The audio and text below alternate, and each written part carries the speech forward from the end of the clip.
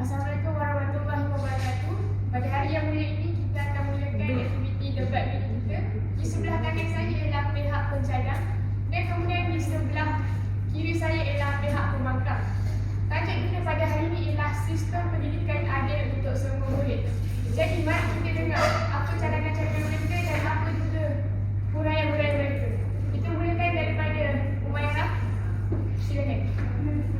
Okay, baiklah. Terima kasih kepada Tuan Moderator. Baiklah, mari saya mulakan. Pendidikan merupakan nadi pembangunan sebuah negara dan berfungsi sebagai alat mobiliti yang paling besar. Di Malaysia, sistem pendidikan kebangsaan telah menunjukkan komitmen yang tinggi dalam memartabatkan keadilan sejagat tanpa mengira kelas sosial melalui pelbagai inisiatif, bantuan keuangan dan sokongan moral. Kerajaan telah memastikan bahawa setiap murid mempunyai peluang yang sama untuk berjaya dalam bidang akademik dan sosial. Salah satu bukti nyata manifestasi keadilan ini dapat dilihat melalui pelaksanaan bantuan awal persekolahan (BAP).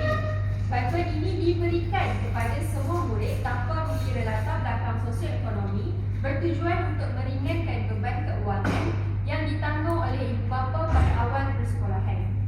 Dengan adanya bantuan ini, isu keciciran murid akibat ketidakmampuan menyediakan kelengkapan asas seperti pakaian seragam dapat dikurangkan sekaligus memberikan semangat baharu kepada murid untuk memulakan sesi pembelajaran.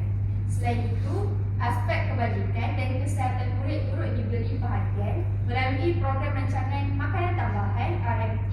Program ini dikhususkan bagi murid-murid daripada keluarga berpendapatan rendah untuk memastikan mereka mendapat nutrisi yang seimbang sewaktu persekolahan.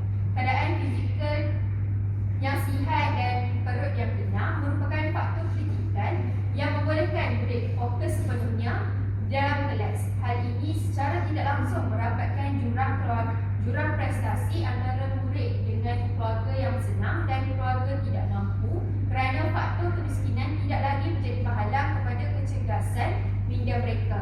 Seterusnya, keadilan sistem pendidikan Malaysia turut menjangkau ke peringkat pendidikan tinggi melalui penyediaan beasiswa dan pinjaman pendidikan seperti PTPTN. Inisiatif ini membuka peluang seluas-luasnya kepada pelajar cemerlang daripada pelbagai lapisan masyarakat untuk melanjutkan pembelajaran mereka ke peringkat diploma maupun ijazah sarjana muda. Tanpa sokongan keuangan yang cukup, impian anak-anak daripada golongan marhen untuk menjejakkan kaki ke Menara Gading mungkin hanya akan tinggal angan-angan. Namun, dengan adanya kemudahan ini, mereka mampu bersaing secara sihat dan seterusnya mengubah nasib keluarga melalui kerjaya yang menjamin masa hadapan. Kesimpulannya, segala usaha yang dilakukan oleh pihak kerajaan membuktikan bahawa murid daripada keluarga kurang berkemampuan tidak pernah disisihkan dalam arus perdana pendidikan. Sebaliknya, mereka diberikan sokongan tambahan bagi memastikan mereka mampu bersaing secara adil di atas pentas yang sama bersama-sama dengan rakan sebaya mereka yang lain. Jelaslah bahawa sistem pendidikan Malaysia sentiasa mengambil kira jurang ekonomi yang wujud dan berusaha keras untuk merapatkannya demi melahirkan generasi masa hadapan yang inklusif dan berdaya saing. Sekian daripada saya. Berbalik kembali kepada Tuan Moderator. Okey, sekarang giliran Harmaka. Ada yang perlu ditambah? Baiklah, terima kasih saudari. Sebagai pihak pembangkang, kami ingin membidak sepuja yang anda telah kemukakan sebentar tadi yang menyatakan bahawa sistem pendidikan Malaysia telah mencapai keadilan dari aspek kelas sosial. Ya, walaupun pelbagai inisiatif yang telah disediakan oleh pihak kerajaan seperti BAP, RMT dan PTPTN, tapi tak dapat dinafikan yang bantuan itu hanya bersifat kompensasi minimum, hanya menanggung beban asas sahaja dan bukanlah membuang atau meringankan beban sepenuhnya bagi murid tersebut. Contohnya macam dari segi akses kepada tuition yang berkualiti, persekitaran pembelajaran kondusif, literasi digital yang tinggi serta sokongan keluarga yang berpendidikan masih tidak dapat diberikan kepada murid-murid yang berpendapatan rendah. Dan dari segi lebih kritikal lagi, bukan sahaja dari aspek bantuan, tapi juga dari aspek akses dan hasil pendidikan. Kalau kita lihat, kita bandingkan kawasan luar bandar dan juga kawasan bandar sangat berbeza. Bukan sahaja dari aspek kewangan, tapi juga dari aspek cikgu berkualiti, semua tu dekat luar bandar masih kurang aksesnya dan menyebabkan pencapaian akademik murid pun terjejas. Macam tu. Terima kasih. Kemudian mari kita dengar pula kepada pihak penjagaan juga. Baiklah. Seterusnya, ujian kedua saya adalah berkenaan kepada aspek gender. Sistem pendidikan Malaysia secara asasnya dibina atas prinsip kesaksamaan peluang antara murid lelaki dan perempuan. Hal ini dapat dilihat melalui pelaksanaan kurikulum kebangsaan yang sama untuk semua murid tanpa mengira jantina sama ada lelaki ataupun perempuan. Kesamaan ini boleh kita lihat melalui kandungan pembelajaran yang sama antara murid lelaki dan perempuan, menggunakan buku teks yang sama serta dinilai melalui peperiksaan dan pentaksaran yang sama. Situasi ini menunjukkan bahawa tiada pemisahan ataupun pengkhususan mata pelajaran berdasarkan jantina, sekaligus memberi peluang yang seimbang kepada semua murid untuk mencapai kecemaran akademik. Selain itu, peluang penyertaan dalam aktiviti kurikulum dan kepimpinan juga terbuka secara adil kepada kedua-dua jantina. Murid perempuan dan lelaki berpeluang untuk menjadi pengawas sekolah, ketua pengawas, pengawas pusat sumber, ketua masukan serta memegang jawatan dalam persatuan ataupun kelab. Malah, semakin ramai murid perempuan kita lihat sekarang menunjukkan penglibatan aktif dalam bidang yang dahulunya sering dikaitkan dengan lelaki seperti STEM, kepimpinan dan sebagainya. Perkembangan ini mencerminkan perubahan persepsi masyarakat terhadap peranan gender serta keberkesanan sistem pendidikan dalam memupuk kesaksamaan. Di samping itu, statistik semasa pula menunjukkan peningkatan ketara penyertaan pelajar perempuan dalam pendidikan tinggi. Di universiti awam dan swasta, jumlah pelajar perempuan kini mengatasi pelajar lelaki dalam banyak bidang pengajian. Fenomena ini membuktikan bahawa peluang pendidikan yang diberikan adalah inklusif dan tidak berpihak kepada mana-mana jantina pun. Ia tentu menunjukkan bahawa perempuan ini mempunyai akses yang luas untuk meningkatkan mobilitas sosial melalui pendidikan berbanding sistem pendidikan berbanding situasi pendidikan dahulu. Tambahan pula, dasar pendidikan negara turut menekankan prinsip kesaksamaan gender selaras dengan hak asasi manusia dan agenda pembangunan global. Melalui pelbagai inisiatif dan program, Kementerian Pendidikan berusaha memastikan tiada diskriminasi berlaku maupun dalam akses, penyertaan dan pencapaian pendidikan. Kesedaran tentang kesaksamaan gender juga diterapkan dalam kurikulum melalui elemen nilai murni, pendidikan sipil dan juga pendidikan moral. Kesimpulannya, sistem pendidikan Malaysia berjaya menyediakan kesedaran pembelajaran yang adil dan inklusif tanpa mengira jantina.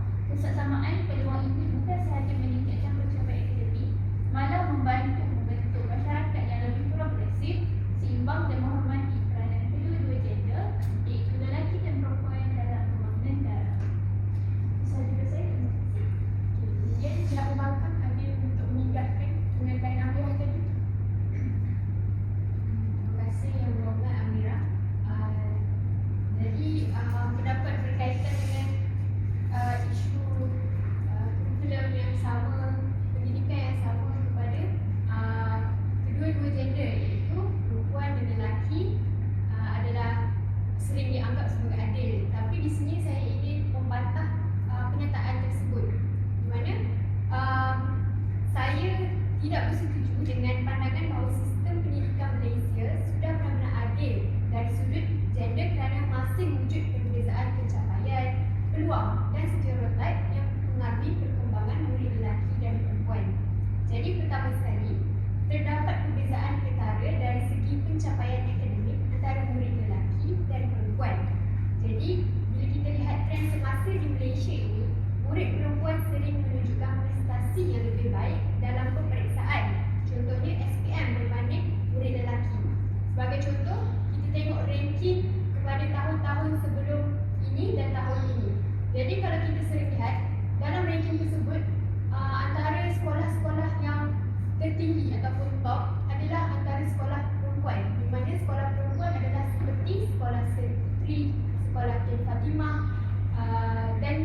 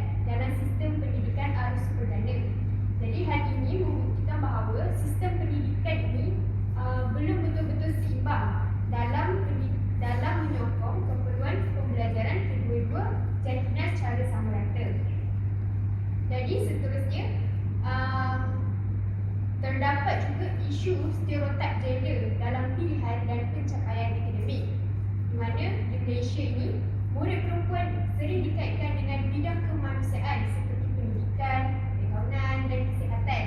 Manakala murid lelaki lebih cenderung kepada bidang teknikal atau vocational seperti kejuruteraan dan kemahiran industri.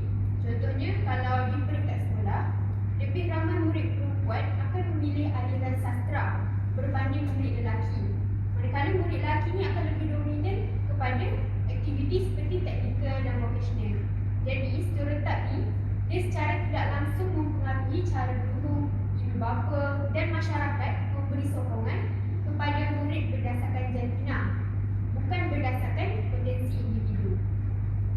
Jadi, di samping itu, sistem pendidikan juga masih belum sepenuhnya berjaya menangani jurang motivasi dan disiplin antara murid lelaki dan perempuan. Di Malaysia, kes-kes seperti ponteng sekolah, kurang fokus dalam kelas dan masalah tingkah laku disiplin murid lelaki adalah lebih kerap dilaporkan dalam kalangan murid lelaki berbanding murid perempuan. Jadi hal ini yang akan menunjukkan bahawa murid lelaki ini secara umum dia akan lebih terdedah kepada keciciran seperti keciciran dalam aspek akademik. Jadi seperti yang sering dibincangkan dalam laporan pendidikan dan data disiplin sekolah. Jadi walaupun bukan semua murid lelaki terlibat, trend ini menunjukkan bahawa pendekatan pendidikan sedia ada mungkin lebih sesuai dengan gaya pembelajaran murid perempuan sekaligus mewujudkan ketidakseimbangan dari sudut gender. Okey, jadi akhir sekali, walaupun sistem pendidikan Malaysia ini bersifat terbuka kepada semua jantina, realitinya pendekatan pengajaran masih bersifat one size fits all tanpa mengambil kira perbezaan gaya pembelajaran antara murid lelaki dan perempuan. Jadi murid perempuan yang lebih cenderung kepada pembelajaran berstruktur mungkin lebih mudah menyesuaikan diri, manakala murid lelaki yang lebih aktif dan kinestetik mungkin tidak mendapat sokongan pedagogi yang mencukupi, terutamanya dalam bilik darjah yang lebih berfokus pada pembelajaran teori. Jadi secara kesimpulannya, walaupun sistem pendidikan di Malaysia sama rata dari segi akses, masih wujud ketidakseimbangan dari sudut gender dalam pencapaian, sokongan pembelajaran, pendekatan pengajaran dan stereotip. Oleh itu, sistem pendidikan belum boleh dianggap sepenuhnya adil kepada semua murid dari aspek gender. Baiklah, itu sahaja jawapan saya. Okay, ada sekali kepada pihak penjagaan yang terakhir iaitu Afika. Baiklah, terima kasih moderator.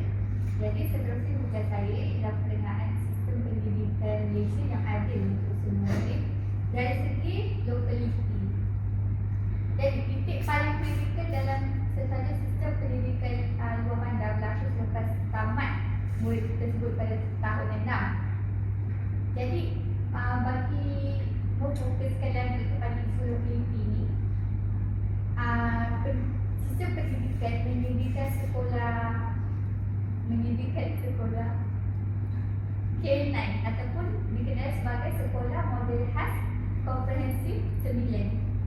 Ini adalah satu inisiatif strategi KPM bagi menangani isu keciciran murid, terutamanya murid yang berada di kawasan pedalaman dan juga di luar bandar. Jadi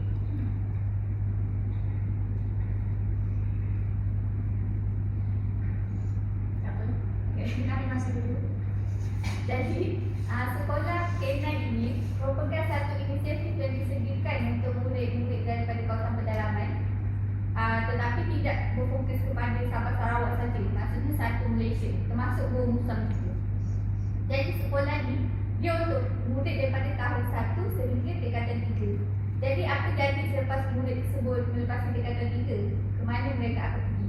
Jadi inisiatif yang baru ialah memperkenalkan K11, iaitu transisi dengan transisi murid tersebut lepas daripada tingkatan 3, murid tersebut akan kekal di sekolah tersebut dengan menyambung lagi 2 tahun, 4 dan 5 di sekolah yang sama. Jadi apabila murid tersebut dapat disediakan asrama, sekolah K9 itu menyediakan asrama, murid daripada kawasan-kawasan pedalaman yang mempunyai kekalangan untuk hadir ke sekolah dapat tinggal di asrama tersebut yang dilengkapi dengan keperluan harian yang diperlukan oleh mereka. Jadi bagi murid di pedalaman seperti di Long Busong, Sarawak lebih tahu faham. Apabila tamat sekolah, mereka ni perlu merantau jauh ke bandar untuk ke sekolah menengah contohnya. Jadi jarak ini bukan saja akan membebankan dari segi kos pengangkutan, tetapi juga tuntutan budaya dan musik.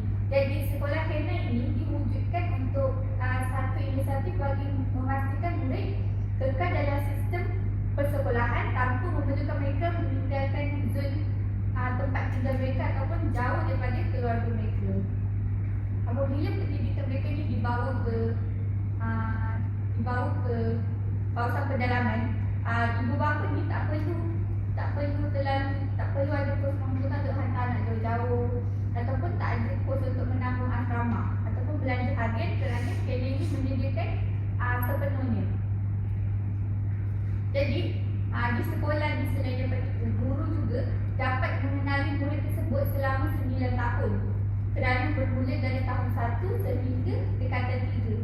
Jadi apabila guru dengan murid ni dapat kenal macam guru tu kenal murid selama 9 tahun, guru ni dia boleh hasilkan satu pembelajaran yang bersesuaian untuk murid tersebut kerana dia tahu keupayaan dan kelemahan pembelajaran murid tersebut. Jadi ini memastikan murid tersebut dapat mengikuti pembelajaran dengan baik dan menjadi generasi yang dapat mengkontribusikan kebaikan ataupun manfaat kepada sesuatu komuniti. Baik, terima kasih. Okey, itu saja daripada Afika. Kemudian kepada Limah ni. Adalah Encik Afika sebagai pihak pencadang. Jadi saya sebagai pihak pembangkang ingin membangkang hujah tersebut kerana pada realitinya usaha yang dinyatakan masih belum menyelesaikan sepenuhnya masalah ketidaksamarataan pendidikan berdasarkan faktor lokaliti. Pertama, dari segi akses kepada pendidikan yang masih terhad di kawasan terpencil. Walaupun sekolah dibina di luar bandar, terdapat kawasan pedalaman yang masih jauh dari kemudahan asas seperti pengangkutan, elektrik dan internet yang stabil.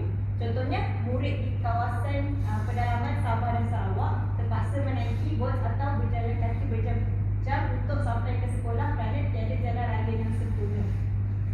Kalau kita tengok di paparan media sosial pun seperti TikTok ataupun Instagram, masih lagi ada video guru-guru yang terpaksa meredah sungai ataupun jalan yang tak berapa lagi nak elok untuk hadir ke sekolah. Jadi hal yang tersebut mengakibatkan guru ni menghadapi cabaran dari segi masa. Jadi guru ada setengah guru tu terpaksa ambil contohlah sekolah start pukul 7.30. Jadi dia terpaksa bergerak daripada rumah 4.30 ataupun 4.30 ataupun pukul 5 semata-mata nak hadir ke sekolah. Yang kedua, dari segi kekurangan guru yang berpengalaman di kawasan pedalaman. Walaupun guru dihantar di kawasan terpencil, terdapat masalah pertukaran guru yang kerap dan kekurangan guru option tertentu yang menjejaskan kualiti pengajaran. Contohnya, di sisi tengah sekolah pedalaman, ada lagi satu guru yang terpaksa mengajar beberapa subjek berbeza seperti bahasa Melayu, matematik dan sains walaupun bukan optionnya kerana kekurangan guru. Akhir sekali, dari segi jurang kemudahan pembelajaran yang masih ketara. Contoh, sekolah di bandar lebih lengkap dengan kemudahan moden seperti makmal, pusat sumber dan peranti digital. Manakala sekolah luar bandar masih lagi kekurangan prasarana asas. Contohnya, terdapat sekolah di kawasan pedalaman yang tidak mempunyai makmal sains yang lengkap, menyebabkan murid hanya belajar secara teori tanpa melakukan eksperimen sebenar. Yang ini berdasarkan pengalaman saya sendiri juga pada waktu sekolah, di mana batch kami jarang melaksanakan eksperimen atas sebab kekurangannya peralatan ataupun bahan-bahan sains. Jadi kesimpulannya, jurang pendidikan antara bandar dan di luar bandar masih menjadi cabaran utama yang perlu diberi perhatian secara serius. Walaupun pelbagai usaha telah dilaksanakan oleh pihak kerajaan, namun isu seperti asas pendidikan yang terhad, kekurangan guru berpengalaman serta ketidakseimbangan kemudahan pembelajaran masih menjejaskan peluang murid di kawasan pedalaman untuk mendapatkan pendidikan yang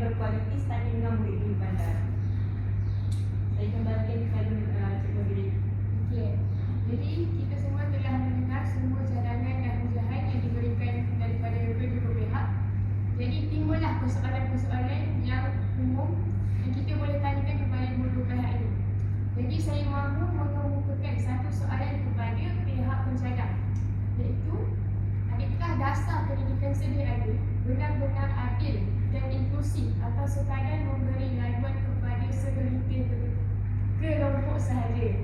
Okey, mana-mana pencadang boleh menjawab soalan ini. Baiklah, bagi menjawab soalan tersebut, persoalan sama ada dasar pendidikan negara benar-benar adil dan inklusif sering menjadi topik perdebatan yang hangat. Secara dasarnya, Malaysia telah membina sebuah sistem yang berpaksikan equity di mana setiap lapisan masyarakat diberikan ruang untuk berkembang.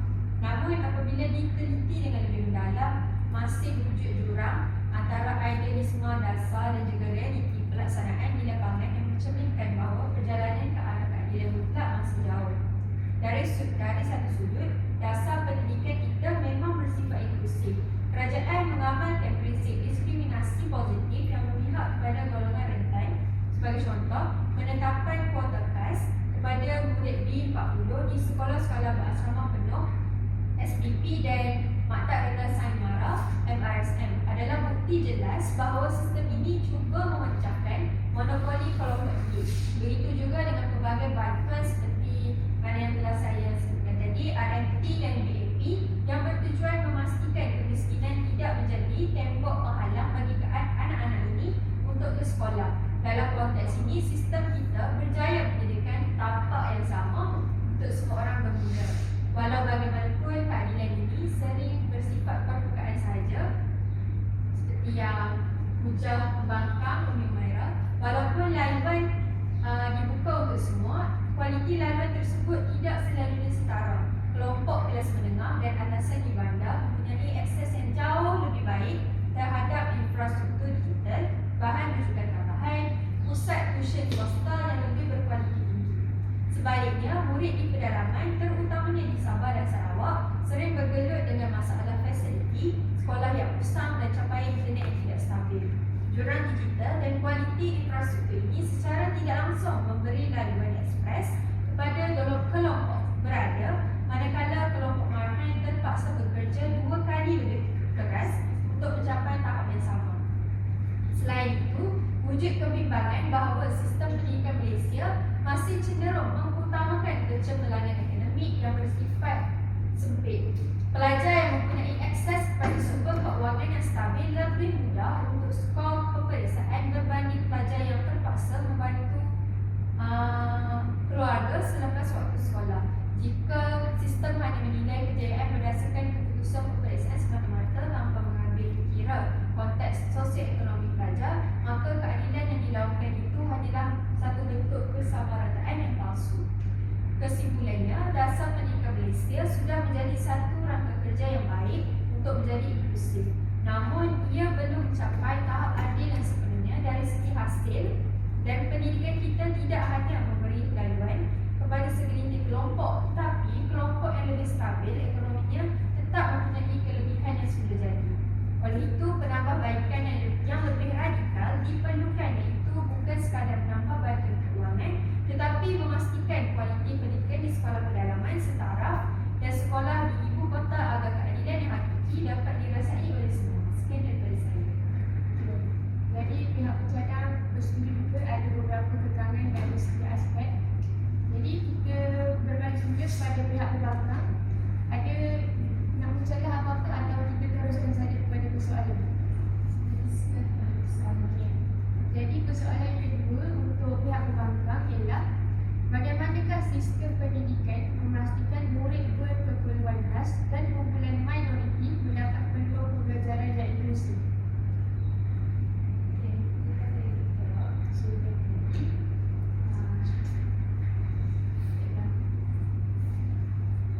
Jadi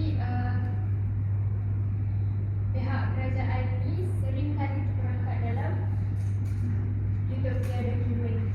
Mereka nampak cantik di atas kertas, tetapi gagal di medan realiti. Jadi persoalannya, adakah pendapatan fizikal dalam kelas yang sama sudah cukup untuk dipanggil inklusif? Jadi saya sebagai pembangkang, jawapannya adalah tidak. Jadi pertama, kami hujah bahawa inklusiviti tanpa sokongan adalah pengasingan yang tersembung. Berapa ramai guru arus perdana yang benar-benar dilatih untuk mengendalikan murid autism atau disleksia dalam kelas yang padat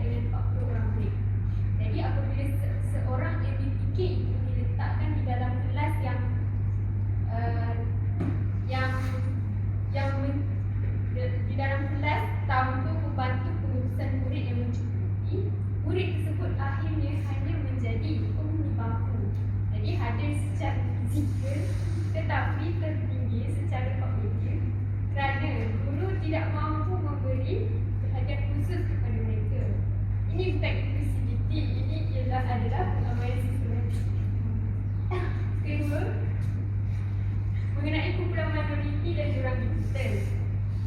Kerajaan bercakap tentang peluang pembelajaran inklusif, tetapi adakah adil jika murid di bandar belajar menggunakan papan putih hitam, manakala murid minoriti di pedalaman masih berkongsi buku teks berkoyak dan ketiadaan akses internet?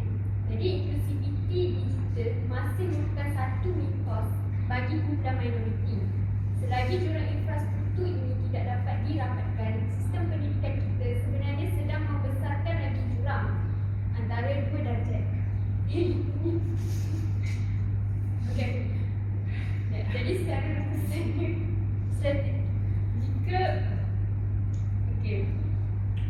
besarnya ini adalah menekankan kepada kualiti versus kuantiti.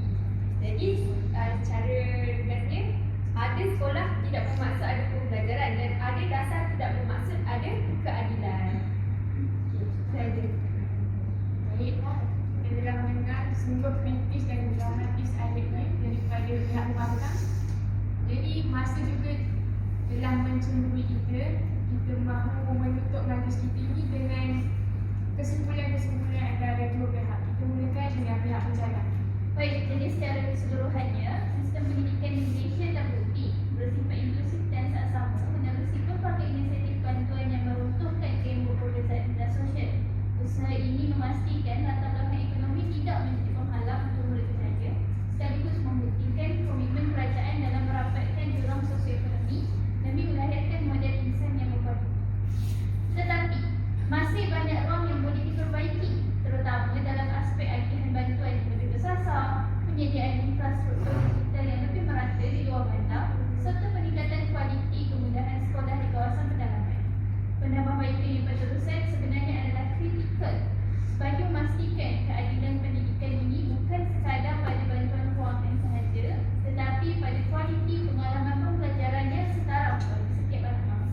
Maka kami daripada pihak pencadang suara bersetuju untuk bersetuju dengan kenyataan pihak pembangkang, kerana walaupun sistem pendidikan di Malaysia sebenarnya memang pada sebahagiannya bersifat inklusif, tetapi tidak sepenuhnya inklusif. Pengalaman pembelajaran yang diterima oleh setiap anak bangsa itu sebenarnya berbeza-beza, bukan sama. Saja.